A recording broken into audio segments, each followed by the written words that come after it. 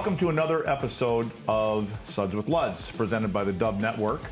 And today we are kind of going to the Brad Lukowich 2.0. We're going to revisit the situation. Brad and I talked a little bit. We didn't get into everything the last time we talked. This time we have somebody more important with us, Brad's wife, Cara Lukowich. And we are going to get into some stuff that we didn't quite get to last time. But before that, I would like to welcome and thank you to the guys at Herman Marshall for the whiskey. And we had an opportunity a couple weeks ago to go out and visit the distillery, and they gave us a little tour and taste testing. We had a couple brandy old fashions. We had some pure grain alcohol. I think it was 125 proof. And then I got in my car and drove back here. No, I did not. Yes, I did. Called Uber. But we just want to thank those guys. We're looking forward to doing a lot of things with Herman Marshall in the future, and we will have our guests will be taste testing as we're here, and that always helps our shows get better as it moves along. So again, shout out to Herman Marshall, and we're super, super happy to have you guys on board. So let's get to it. Last time Luke and I talked, and I had a guest a while ago here now, 4 or 5 days ago, Stephen Johns, another former Dallas Star, and Stephen has some head issues going on in his career, like so many of us. I have not had, I don't think, the things that you have gone through, definitely not what Stephen's gone through. And just to kind of set this up, I was listening to a podcast 3-4 weeks ago, and Scott Oakes, Hockey Night in Canada, and Kenny, Kenny's with Detroit Red Wings, and they were on a show and they were talking about how their sons had died, suicide things. And then the next thing that, the things are happening, Tuukka, quarterback from the Miami Dolphins, he went through this head trauma stuff. I've got a couple players on our U18 right now that have concussions that are out of the lineup for, they tell them a week and they can come back. And I don't know if that's the proper thing, but that's what they're saying.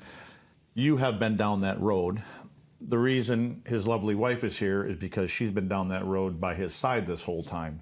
And so, Luke, if you could kind of, let's get into the second part of, again, you touched on it a little bit, but your first one, how it came about, and then we're ultimately going to get into how it affected you, your life, and then there's too many people that know about the athlete side of the things, the stories and things that they go through, but there's a bigger picture than that. It's the family, the wife, the spouse, and all the other stuff, and so we kind of want to learn a little bit about how you guys work your way through that.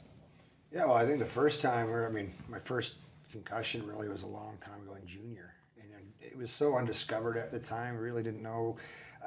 It was one of those ones that are like we say, "Are you hurt or you're injured?" I'm like, I'm okay, and then you went right back. Shake your head, take an aspirin.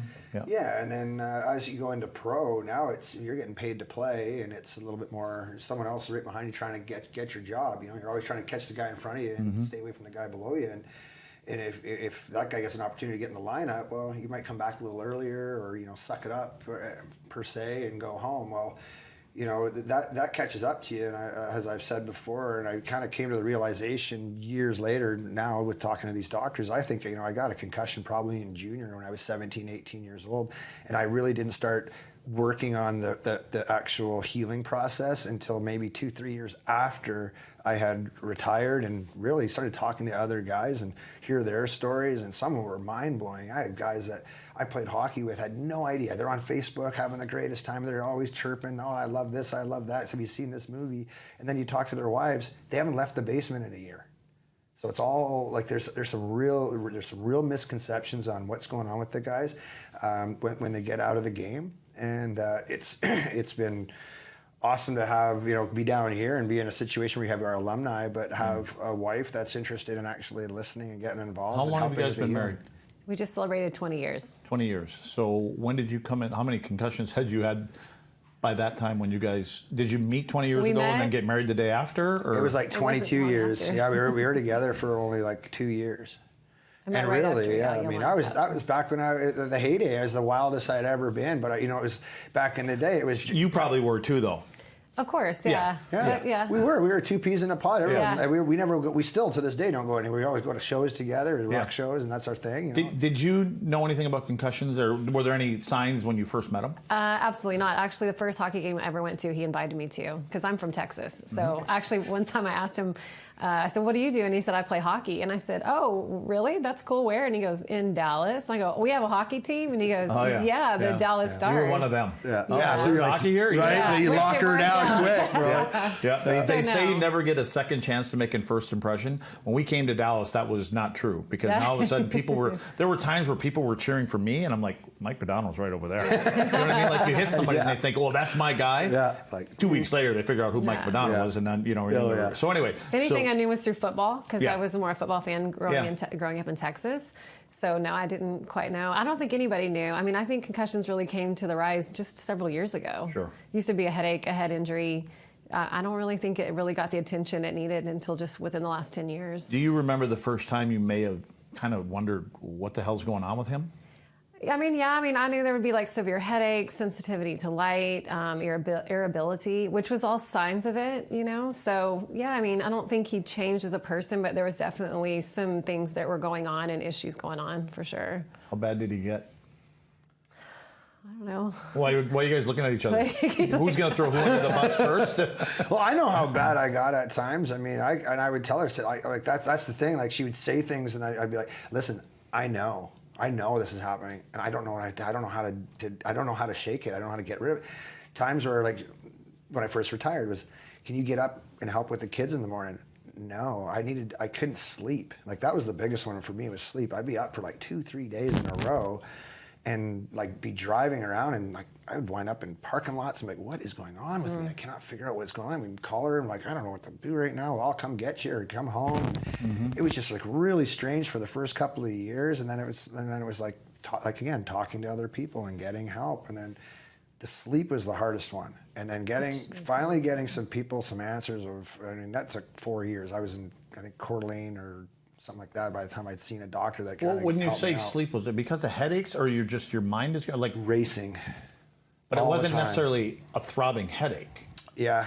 It was that also. Yeah. Well, it's not a throbbing headache. It's just like right now. It's like this. It's just like someone's kind of pushing on your head. Pressure. You still have it now? Yeah, I always have it. All the time? Yeah, always. It's like And- someone's kind of like going like that. Like I was constantly, it's like a pressure. It's on my face. feels good. It's like right there. Yeah, but it's just like constantly right there. And actually, when you push on your eye, it goes away. It's kind of weird. Like it, right? That's me. But that's the stuff we've got it dialed into that. We kind of know what that is. When he's going through that at night, was it like keeping you awake, or are you able to? Well, I mean, I would say with him a lot of times, like we'd like rub the pressure point in his hand, or just do whatever I could to help get rid of the headache or whatever. But Did you know that stuff, pressure points and things like that, or did you have to start reading, learning, watching, or how did you get to be? I mean, a little bit of both. I think as I started figuring out concussions, and I think the best thing to tell people is you got to educate yourself on the symptoms. So when he was acting a certain way or things were happening, I knew it wasn't him personally. It was a symptom of the concussion or the head trauma. So if he's on his phone and I'm talking to him and then he doesn't hear a word of it, I know it's not ignoring me. It's that he just has a hard time focusing on two things at once. So now I know I'll just wait until he puts the phone down, and then we'll have that conversation. So it was, just had to be patient. And Well, I was just going to ask you about. I was going to say the word Yeah. patient. Like, Yeah. did you have to change your patient threshold? I mean, I think I've always kind of been a patient person. I'm kind of a laid-back person, but I definitely just had to, be aware of what was going on and not be a victim of what was going on. Not be like, oh, he never listens to me, or oh, he's always edgy and all that, and taking it personal. I mean, that's really what it was. I had to learn to stop taking it personal. And that was the And, part, yeah. where I was saying, I know I'm doing that. I don't know how to do anything about it right now, and I don't know who to talk to. And I finally, I got some help finally, and through some research. And Which is why we're doing this. Correct. Talk. Yeah, talk. And that's the big thing, you got to talk. Yeah. Yeah. And it doesn't matter if it's. You just need to eventually open up to somebody. Yeah, because we're tough, man. Like I that's know, we don't get hurt. like, hey, man, you got a broken arm. You're like, Yeah. yeah, I'll take it out of the sling. Yeah. Well, when your brain gets bruised, you don't see it. No one, and again, like a lot, you do have conversations with people to make you feel better because of the thinking in your head. Like, man, I'm fine. I'm totally fine.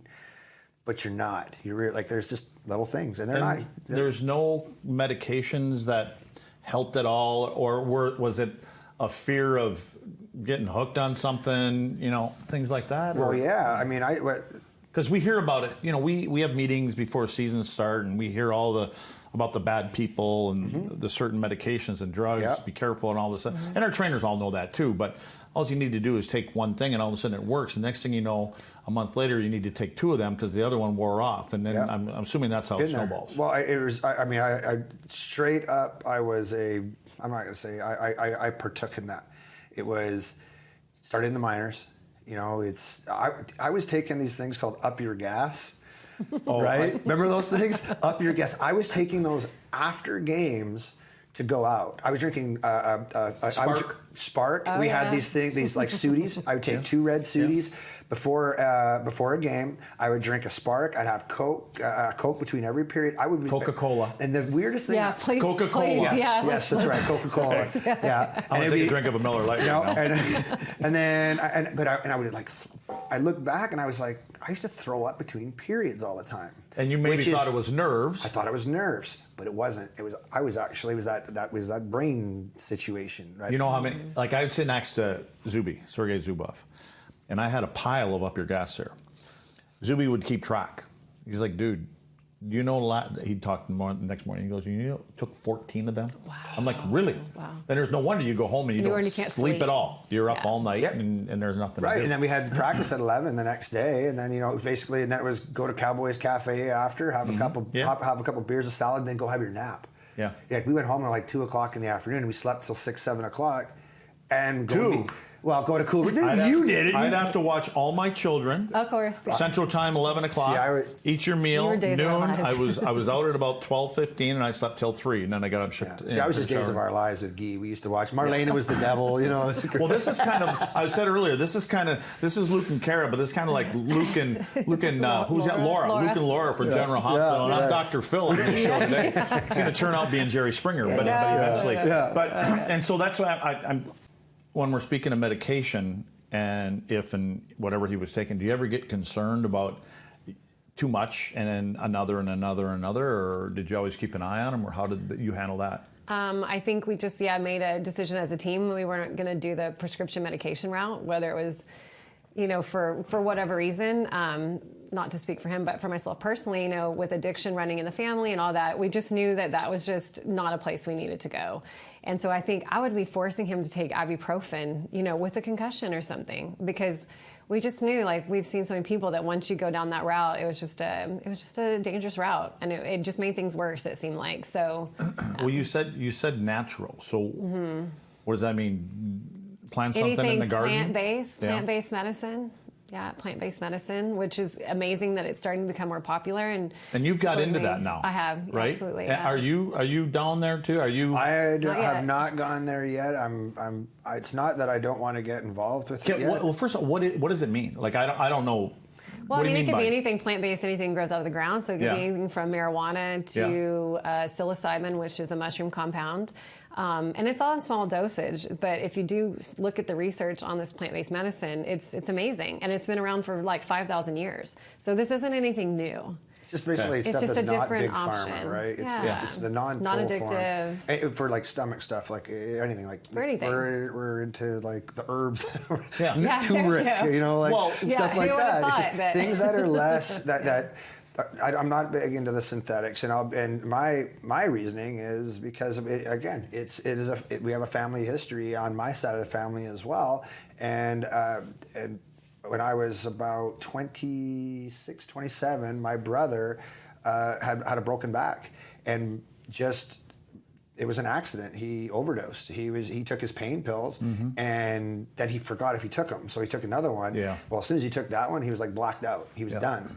And one day, Cara, we were just dating at the time, so it was about 21 years ago, and all of a sudden, it was about 5 o'clock, 6 o'clock in the morning, and my dad ran down the stairs and burst through our door and goes, "Where's your brother?" I was like, "I don't know." He goes, "Something's wrong with him. He just walked into the store and something's going on." So we jumped out of bed, we went and found him, and the pills had just done enough to lock him out that he wound up he kind of sat there and ate them all. But not purposely. Yeah, not purposely. He just didn't know. He blacked out. He had no idea. Well, he actually walked himself to the doctors, got to the doctor's office, and basically they said, well, he's going to have to metabolize this thing through. And I had to sit there. We all sat in the living room and watched him just sit there. And just And that stuck with you. It stuck with me. And I was like, I'm done.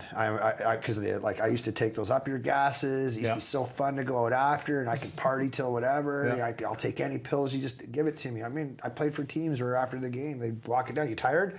No, I'm fired up. Well, take one of these. It'll settle you down. I'm like, what's wrong? You tired? Oh, here, take one of these. This will fire you up. You know, they had trays walking down. And you're Right. like, pretty accessible to it. Were you long on that ride? That was on the team planes. Oh, That was on the team plane. Yeah, that was on a team plane. So Yeah. and again, it wasn't every team. And it was That was good just one that you particular told me. team that did Yeah. that. But you know, again, I would those examples are out there, and I don't know if it's still going on, but for me, it was just an eye opener to. I got to do something different because it's not for me. I didn't want to go down that road. Well, you know, you're in luck because we have goodie bags and we have Early Bird Gummies as a sponsor here. Yeah. And so, you know, Early Bird, I don't know a ton about the numbers. I mean, there's 2.5 milligrams of THC and 12.5 of CBD in these gummies, right? And so I don't know what that all means, but I'm the guy that never really sleeps much. I get like 4 hours a night. Yeah. And so I tried one. It's probably the best sleep I've had in a long, long time. And it's all natural. And so I'm a it's rookie like, at this stuff, but I'm like, dude, where were these things? They were probably there. So you have daughters. Mm-hmm. Did any of this, does any of that come into play, or, you know, from a family unit kind of thing when this is going on? I think the older one I was was going to say affected the a little exact bit. same thing. Yeah. I think because she probably knows she was more. well, she was like 8-ish, kind of to the 12 years where like those 4 years that we were were really young. my transition years of like basically leaving the game. Mm-hmm.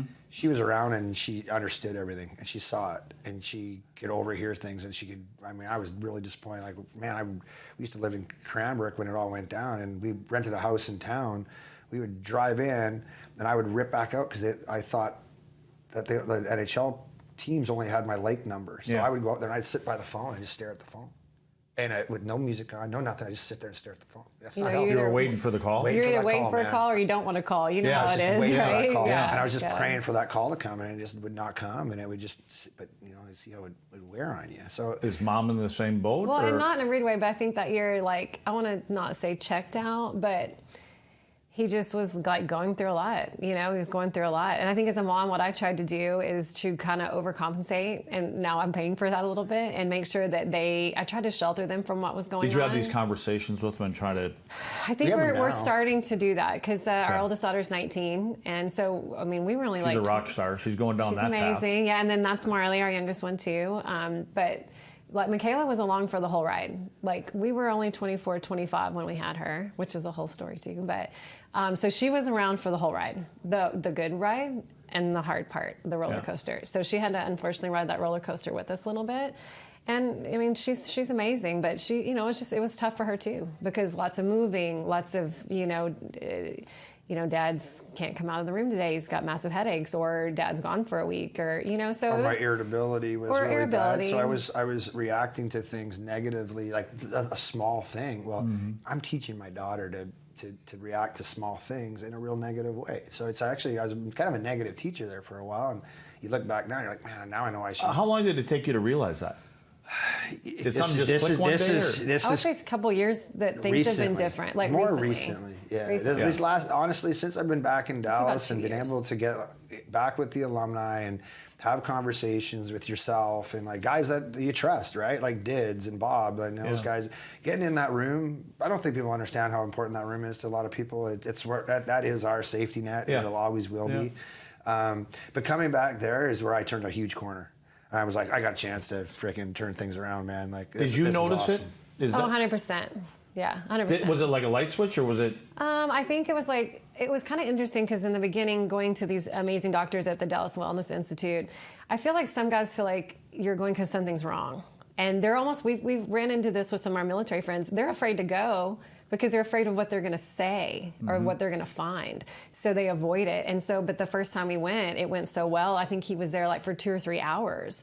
And then that's when they invited me to come in for the next one as well. And right away I saw the difference. And he made a priority to go to these doctors once a week and check in with them once a week. And when he was getting a little irritable or following an old path, he made an appointment with the doctors. They went in, even if it was just to sit there and talk to him, and they would do some kind of counseling and therapy, and a lot of that was like brain therapy, trying to reheal the brain. Yeah.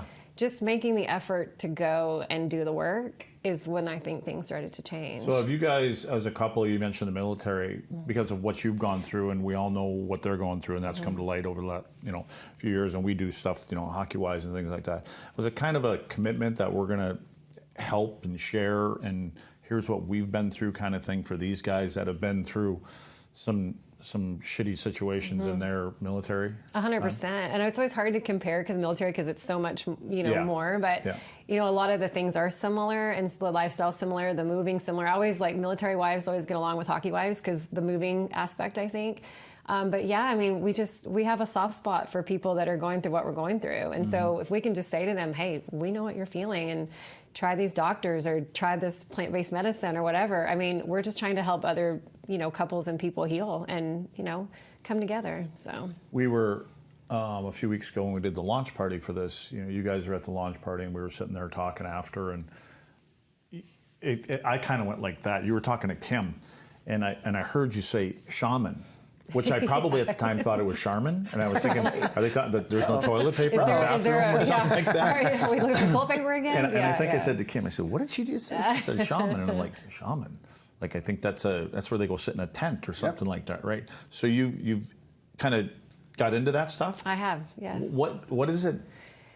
I know, just from what I've seen. That's a big question. That's a big question. I had an amazing friend. Her name's Amy, and I was going through a really difficult time. I had a lot of a really tough year, which was interesting. Like, there's a lot of. Was that with him? No. Oh. No, personal things. And then actually, my parents were affected. They're in a tornado last year in Jacksboro, and they were in their home when it was destroyed. So all kinds of trauma, and also our older daughter left the nest, and that was a whole nother thing. And that's supposed to be a celebration, isn't it? Well, she just came back, so we're good. Oh, okay. We're celebrating that she's back. And so I had a great friend that just knew I just needed some help. And so it's a plant-based medicine that's guided by shamans, and they just help you dealing with the trauma that's stored within the body. And so it's interesting, head trauma, body trauma, it's all one, it's all the same, but we all have some kind of trauma that, we have to deal with. So how often do those things take place? Are you going daily now? Or what? No, but that's why you hear people getting into microdosing. So this is where you kind of go do a lot of work about, a year's work in one day, but, people are learning how to microdose in ways that just helps them. Again, another way to deal with things other than going into pharmaceuticals and things like that. Are you going into the shaman yet? I haven't gone into it yet. No. Maybe we should go together. I'm interested in it. Can you imagine that? You and I, a little bit. Are we sitting in a tent or something like that, or in a teepee? I've done it in a teepee. That's a whole. That's like 3 point. That's a whole other That's 3.0. That's is this where you're laying down and people got to watch you? That like you don't. That's the shaman that she's talking about. Well, like the Aaron Rodgers stories, and all right, so. Cara's background is a Pilates. She's like a master certified. It took her like 8 years of kinesiology and back. She didn't take a weekend program. She went out there and actually got really, really into this thing. Helped me through a lot of injuries coming back. So we'll talk about knees and ankles and this and that. So it's kind of odd now, and it's funny because I would always come home and be like, "Hey, I got to do these exercises to get my shoulder back. Can you show?" And she goes, "Oh, that's a Pilates thing. I'll put you on the reformer." I'm like, "No, it's not." And then we go in there, and she'd be, "Oh man, that's actually quite effective." Well, now we're thinking about doing something different. The actual part of our brain that gets really messed up is that pituitary gland. Okay. And it's sheared. So think about that little. It's about the size of the end of an eraser on a pencil.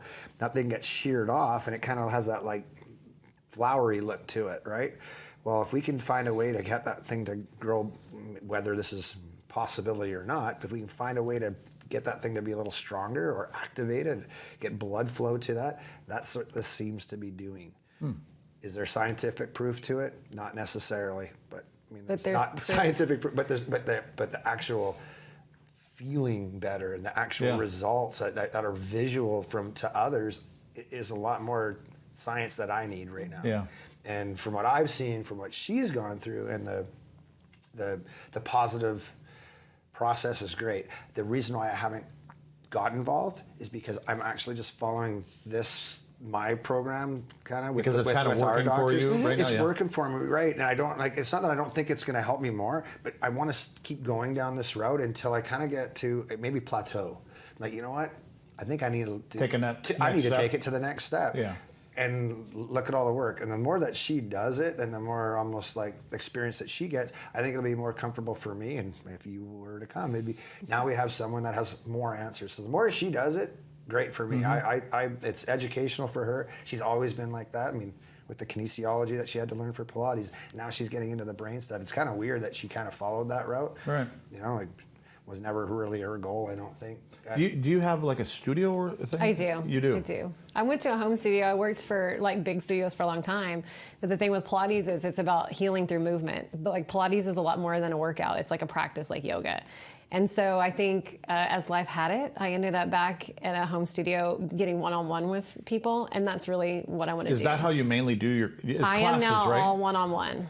And you have a client base, I'm assuming. I do. From athletes to, I mean, you know, the same thing. Healing through movement looks different for people. Is it healing the body? Is it healing the mind? I've had people that are going through, you know, they just lost their parents, or I've got an athlete who's recovering from a shoulder injury, or young athletes that are trying to get to the next level. So it's nice to be like back one-on-one. And I really just feel like I help people with whatever it is they need. So you mentioned athletes and Pilates. Like when should they start stuff like that? I mean, is there a certain age that would help them, or does it have to be a point where they have an issue to come to you in the studio? No, as long as they fit on the machine. I mean, is it like, no. you know, when we're dealing with kids and hockey players, I guess Yeah. the thing about should Age-specific windows. I mean, should 16, 18-year-old kids be looking at something like that too? Absolutely. I mean, I think it gives them the edge because it's about mobility, function, and mobility and function. So they move better. It's injury prevention, and also teaching them the breath and the focus and all that. And you know, I'm always planting little seeds as I'm teaching along the way too, about just doing their best. So, but I've got young girls that have come. Parents have brought me to them because they just need to build some self-confidence. And so I'll become their biggest cheerleader. And it's a place they can come in there and, just, I don't know, create a space that people can come in there and work on themselmes. She's not as nice as she's coming off to be. Come on. They're all like that. Are you serious? She's pretty good in the gym. Like, because she was actually a strength and conditioning coach for a hockey team, well, 3 teams up in Coeur d'Alene, and she rocked it. She had a girls team up there. I'll drink to this. These girls were maybe 2 or 3 pull-ups at the beginning. At Christmas, we had girls don't do pull-ups. They were cranking out 28 pull-ups. They were 8 abs. Like it was awesome. So I mean that. To me, I think that's, in my mind, where she really does a. But I think it's the same with them as I do with Brad, is that be the biggest cheerleader. But sometimes that isn't always the nicest. Sometimes you have to say things like, hey, if you don't take this serious, or if you're not going to do the work, well, then we're wasting our time, And so, and that got hard for me, having those tough conversations. That's something I've learned this last year, is I'm a people pleaser. And now I'm starting to and not in a rude way, but speak up a little bit more, And I think that's helpful. You're telling him to speak up more? No, I've learned to, but I think that's helped with our communicating. Is that I think I used to hold a lot in, and now that I'm able to say, hey, when this happens, this is how I feel. That's been huge, because I think, like all couples, you struggle with communicating, and it becomes all of a sudden like a confrontation, and so we've had to learn to communicate without arguing. So if you start with Cara, if you knew a young couple. And I don't want to use names of players because that might, Ludwig said this and then it happened. Let's just say it's a second-year player and he decides to get married and all of a sudden he suffers his first concussion. How would you approach that new wife? And because it seems to me like there should be a course for that, to say, listen, here's what you're probably going to see. And unfortunately, if he gets the second or third one, here's what you're probably going to see. It's almost like you've been down this road now, that you should be able to have some kind of, I don't know, company set up or whatever, or the NHL should, for the wives, girlfriends, and say, we need to do this because we want to let you know, here's what's going to happen, and more importantly, here's how you're going to help them through it. Right? Absolutely. I just gave you a business idea. I know, do it. Well, and I remember like when we would go to the NHLPA meetings in Vegas and stuff, and we would go as a couple. And we even said this one year is, the guys have all these meetings they have to go to. Yes. There should have been one for the wives where Yes. we all got together and they educate you on concussions or injuries or trades or like, I was new to this. If you don't remember, we got traded on our wedding day. I didn't know that was even possible. Did you mention that the last time? I don't think you mentioned that. Like, part. I didn't even know that was a possibility. I didn't even know that. You know we're pieces of meat. Yeah, well, Like I mean, all that fun trust shit. me, we until moved you like, sign your name, now you become a piece of meat. Oh yeah, They own you. Yeah, They don't well, give it a was like, shit. welcome to the NHL. Yeah. Here we Yeah. go, and like he got traded that day. We didn't see each other until I walked down the aisle, and we just saw each other. And I remember you grabbed my hand and you go, "You good?" And I go, "Yeah." And you go, "Here we go." Yeah. And man, it couldn't have been more the perfect thing to say, because then it was just a journey. But after went through that. dinner. I think we were in the car, and I kind of looked and went, "So Tampa." I was like, Yeah. Yeah. Yeah. I What do you remember think? going, well, She at goes, least this is it's crazy. warm. She goes, at least it's and- still warm. It's not too far. I mean, I can't. I'm like, yeah. Thanks for having that But no, kind of attitude. reality set in the next day. And I remember the next day we woke up in the hotel and we were going back to the house and all our family was there. And I think I cried all day because it was You should just have went a to see a shock. shaman that day. Well, if I would have known sooner, I would have, absolutely. So, but you asked me though, my advice is you have to educate yourself. And I think you also got to know what you're getting into. Like if you're just marrying the lifestyle, you're doomed. You have to know what you're getting into. I didn't really know what I was getting into, but I mean, I knew it was a rough game. And so I think you just have to educate yourself on what concussions look like and trades and all that so that you're prepared and you can be a good supportive spouse and do what you can when they're, going through tough times. See, that's why I just wonder. I wonder if, when you're rookies, you have these classes and courses, and they take you through all this kind of stuff. Is there stuff? I know you don't want to talk about things because it's almost like, we shouldn't have talked about it. Now he's got a concussion. Right.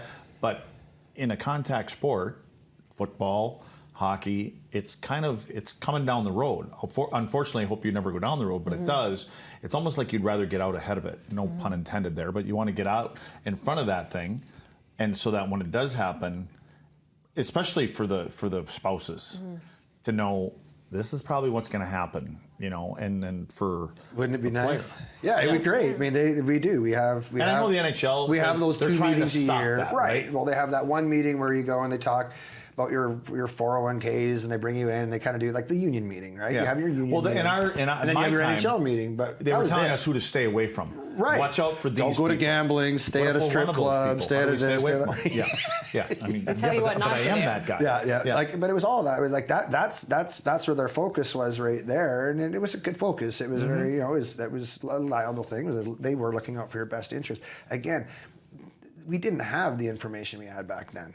Right. It's coming out now, but the more that it comes out, we should be doing more. As more comes out, there should be more programs. And like you said, like through the alumni, our alumni association that we're really trying to push hard right now is a new program. Is this new institute, the Wellness Institute, giving our guys an opportunity to go in. If they need to get the gyro chair, they can get in the gyro chair. If they need to get the VH on their eyes done, they need massage, whatever the physical therapy they have. We have a place through the Alumni Center. But that's us. So now we have to have something. Let's get something for the kids. Let's get something for the wives, so that we can start educating them. And really, that's what. And we can do it with our guys that just retire. So I got Blake Como. Yeah. Blake Como just retired. He is the perfect example for us to. I shut him down, by the way, on Friday. Did you really? Nothing. Didn't No went wide? goals, no chances. Wow. He drilled me with a couple. But anyway. There's a guy right there. He just retired. This is what you're going to be set up for. How do you look? How do your finances look? Are you set up good financially? Yeah. Which is big. Which What have leads you to always stress. wanted to do? Like it versus. But do you actually know at 22 years old what you always wanted to do? No, Plus but- these but guys when are you getting so damn much retire- money off the hop. he's a little older now. He's got some kids, and he's been through it now. And now he's retiring. So he's put his paperwork in. I'm done, guys. All right, our alumni, our guys, us. We should be reaching out and saying, "Come on in. Let's hang out with you.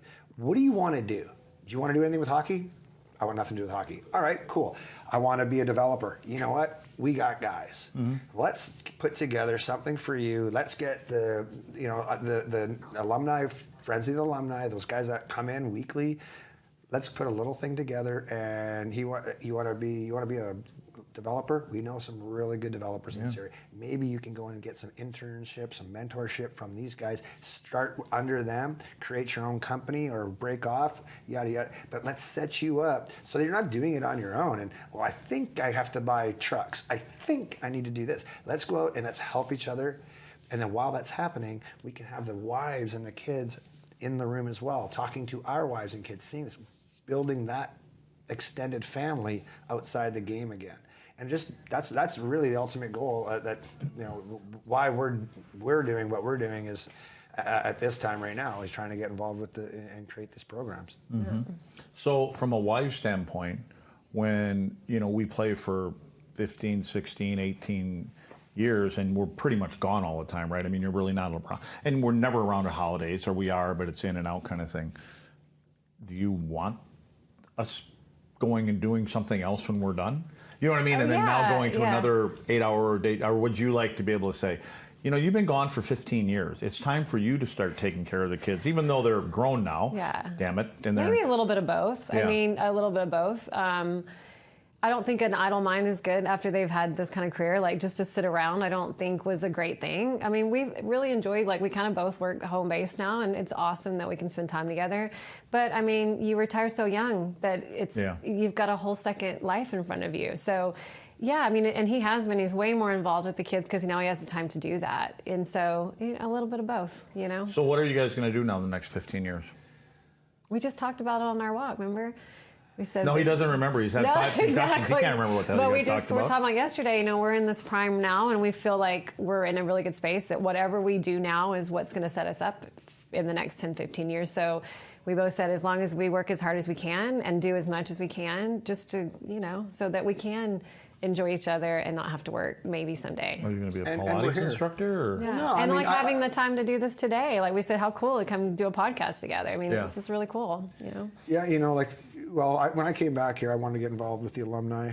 Maybe I need a co-host and we take this show on the road. I'm in. Let's do it. Chelios wants us to come to Chicago, and he goes, you know what? I did Chelly a few weeks ago, and Chelly goes, because he was supposed to be out with Kid Rock the night before, and then actually when he was supposed to be on the time, there was no Chelly there, and I'm like, oh no, here's with Kid, here's what happened. Anyways, I finally got a hold of him, and he goes, oh, that was today? I said, yeah, dude, what time did you guys get in? He goes, no, he didn't even show. He was sick. Then anyways, at the end of it, he goes, this would be cool to do on my boat. And he goes, I said, oh, his boat's in Chicago there on the lake. And he goes, yeah, come here. He goes, but you got to be here before October. Obviously going to start freezing.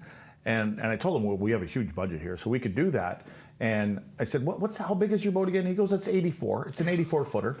We could probably do a show on that. So that's what I mean. We need to take this show on the road. Let's do it. 100%. So okay, so what do you want to do? Well, my number one thing is now that I'm getting involved with this, I came back with the alumni. I think there's a lot of growth and opportunity there. We were really, actually, we have a kind of a business plan put together to try to create this.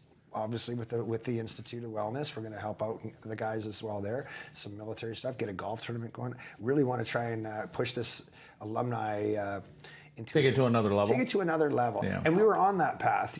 Bob and Gerald have done an amazing job. They have, they haven't taken a dime for their services since this thing started, and. That is one of the things. I think that let's try and build this thing up so we can have guys that want to stay here. Maybe we have some jobs that are available for some alumni guys when they're done, and create that, not only that part of it, but give an opportunity to get back in the game. Now that I've got this going on, I want to get coaching again. I want to coach a team. Careful what you wish for. I know. I'm leaving this weekend. We have 17, 18-year-olds. So, but they're at the end of the day, they're all good kids, and we're just trying to help them get to the next level. Right. We're trying to prepare them and give them all the stuff that we did wrong. Right. And which for me more of that than other. Yeah. There's a lot. And and again, that's kind of like I said, we kind of come full circle here. Is that in one weekend. 2 weekends ago, 2 of our guys went down with concussions. One of them because his own player ran him over, and and it's sad to see that happen because it happens to players that are playing pro, older. I mean, but when you're 16, 17 years old, although like Stephen Johns told me yesterday, he thinks his first one when he was like 13 years old. Now he looks back at it and he goes, I think that was the one. And that was the other thing that he did mention. I didn't bring it up earlier. Is like he was telling me about one of the games. It was in the middle of the second period, and he goes, I looked up at the clock and I saw it was the second period and how many minutes ever. He said, and he doesn't remember anything prior to that. You hear that a lot, people with that, right? Like they don't remember after the concussion. Yeah, I mean, the whole day. Like exactly, to get out of the day. And did that ever happen to where you lost a day or half of a game? I remember that kind of stuff. I'm missing like my memories are kind of like they're flashes, and like you mentioned it was actually on the air, and now last time I was here was you said, do you remember when I called you and Hitch was there? Well, that got in my head to try to remember that. And I can, but they're like little snippets. Like it's almost like it flashes in your head, and then you go somewhere. That's kind of how it feels like when you try to go to sleep. That's how my memories are. She'll say like, hey, do you remember? Or my dad will be like, hey, remember when you were like in the Bantam tournament in Kamloops? I'll remember I get like a flash of the tournament. That's it. I don't remember going there. It's a real odd. It's odd, but then the other part of it is when I see pictures or videos of old things, I can it almost becomes like a movie. Like it almost I can put it in my head like, wow, I totally remember that now. It really ignites a lot of things and fires it up. So it sounds strange and stuff, but I mean, that's kind of how my memories are. They're quick. It's funny. I have times I'm in the kitchen and I'm doing something, and I got to take something to the bedroom, or I got to pick something to the bedroom, right? And it's only 40 feet. I live in a wooden hut, right? And so I don't have very far to go. I get halfway down the hall. I'm like, what the hell was I just going to grab down here? But to me, it's old age. It's not a concussion. I keep chalking it up to that. It has nothing to do with all the other shit that happened. So it is something. But I just think this stuff is so important. And all we hope is that there's somebody sitting there going, they can come on and talk about it, even though it's this little tiny podcast in Texas. They can talk about it, and kind of what Steve, and that's why I go back to Steven. He went on this whole trek on his rollerblades, and he did that for awareness. And like I said earlier, there's things that I've heard in the last month and stories and things like that, and that's why I thank you for coming on here, because it's so important to see the other side of this, the ones that actually have to put up with the clowns like that they don't understand what we're doing or putting them through or whatever, and so that's why I think you've got a teaching role here, a mentorship kind of role thing. Well, I appreciate you having us on, because I think the podcast, the talking, the awareness, like everybody else can relate and be like, oh, I'm not alone, or so I think this is doing the work, is by doing these podcasts and speaking up. So I appreciate you, even including me in it, to value what I have to say, because you're right. Until you actually said it affects the family, I'm like, I never really even thought about it, to be honest with you. I thought it was just kind of part of being married. But so I appreciate you having us in and letting us talk. And we want to be, you got to be the example, right? Yeah. So we're trying to lead by example for all those other couples, and it hasn't been easy, but it's definitely been worth it. Yeah, our next step is to do this on a bigger stage. We find a venue and we get some families there, and we get 2-3 couples up there. There's an 84-foot yacht somewhere. Yeah, there's an 84-foot yacht. It's in Chicago. I know the guy that idea. Unfortunately, there may or may not be a couple rock stars on that boat. That's all right. I know Karen. You know a lot of them. He's a good dude. And with that being said, for anybody that's listening that's struggling, feel free to we are very accessible. Yeah, reach out. I mean, you can find us anywhere. So if if it's a wife, a child, whatever, that's our mission is to bring awareness and help people that don't have to run a divorce, and and definitely there's a time and place for that, But I don't know if you said this earlier. I don't remember. But you guys made a pact.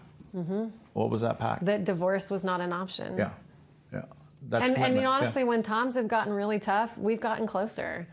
And I'm so grateful. And I've even said on my worst day, I'm super grateful for my marriage. But I think we're friends, we're teammates, it's a lot lot more than just Kim the other spouses. day, she was screaming at me again about something That's I didn't normal, do.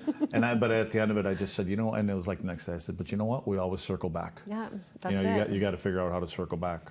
So anyway, thanks to both of you. Oh, thanks thank to you. you. I'll see you. Cara, thank you very much. So And don't forget, Early Bird Gummies are our sponsor, so we got a gift bag for you. Can't Anyway, wait. Let's go. again, I just hope this hits one person sitting out there going, yeah, man, I'll reach out to the Lukowiches and move in with them for a month or No, two. no, no, No, no, no no, more no, moving no, in. no, no, no, no. You can call us anytime you want. We'll move you into the alumni room. You have enough, I'll visit right? you there every Enough on day. your plate at home right now. Anyway, that is it for this episode of Suds with Luds. Thank you guys again. It was awesome. It's great to get this out there. So we are done, and thanks again to our sponsors, Early Bird Gummies, and we also have that Herman And the Marshall, whiskey. Herman Marshall whiskey. Sounds like a good combination. Imagine all the sponsors coming on to Ludwig's boat here. All right, thanks again. We'll see you later.